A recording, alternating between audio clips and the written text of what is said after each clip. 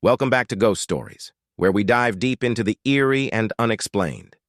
Today, we uncover a tale that blurs the line between the supernatural and the sinister. This is The Sinister Shadows of Willow Grove. Our story begins in the quaint town of Willow Grove, a place where everyone knows everyone, and secrets are hard to keep. Long ago, a grand mansion stood at the edge of town, the Thomas Abbott House. Built in the late 1800s, it was the epitome of luxury. But luxury, as often is, comes with a dark price. Throughout the years, the mansion witnessed inexplicable tragedies. Residents would often speak of cold spots, whispers in the night, and the feeling of being watched. The legacy of the house took a chilling turn in the winter of 1932, when the wealthy but reclusive Jonathan Edwards moved in. Edwards was a man with a turbulent past, having lost his family under mysterious circumstances. On a bitterly cold December night, the townsfolk were jolted awake by piercing screams from the mansion.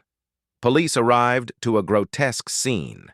Edwards lay lifeless in the drawing room, his face contorted in terror. The only clue was a cryptic message scrawled on the wall beside him. "It sees all." Rumors spread like wildfire. Many whispered tales of the Shadow Man, a dark figure that lurked in the corners of the mansion.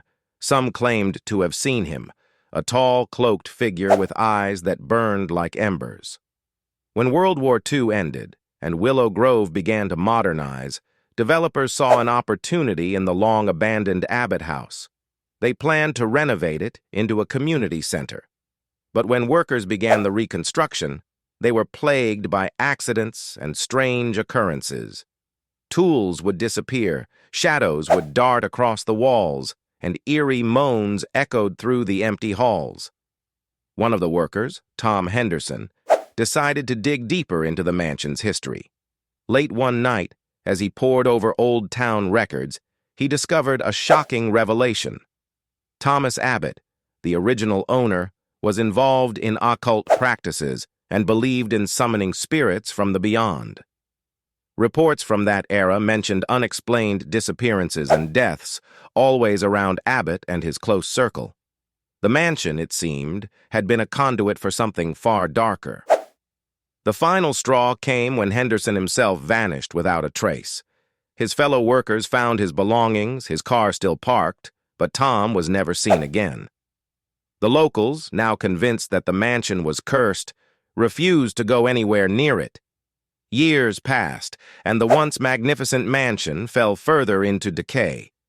But the story didn't end there. In recent years, amateur paranormal investigators and thrill-seekers have broken into the mansion, hoping to catch a glimpse of the haunted past.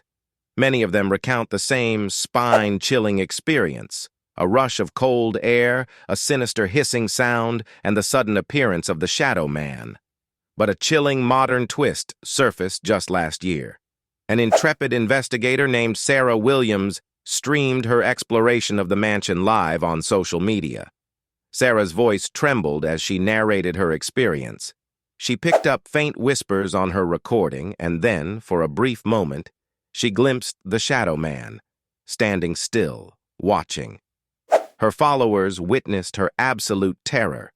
She fled the mansion, but the terror followed her. Days after her broadcast, Sarah began receiving threatening messages from an unknown number. And then, Sarah vanished, like so many before her. What force resides in the Thomas Abbott house?